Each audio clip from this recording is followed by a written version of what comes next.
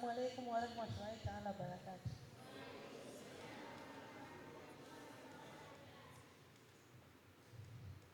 Nashukuru kwa fursa hii niliyopata ya kumkaribisha Mheshimiwa Jaji, ila mimi nitaongea tu machache tu kwa sababu ya itifaki nyingine Mheshimiwa Jaji hawezi kuongea.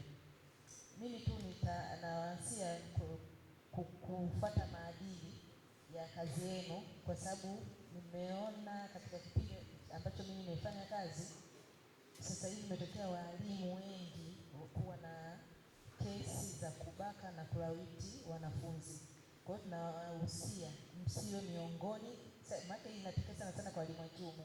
Kwa hiyo msio miongoni mwa wale watakaoletwa kwa ajili ya kesi hiyo. Ni aibu kwanza ukiwa Muislamu, alafu pili kuwa mwalimu, yani kiongozi, kuwa na tabia ya namna hiyo, yani ni kuiaibisha dini. Kwa hiyo baada ya kusema haya, napenda kumkaribisha Mheshimiwa Jaji ili aweze kuongea chochote.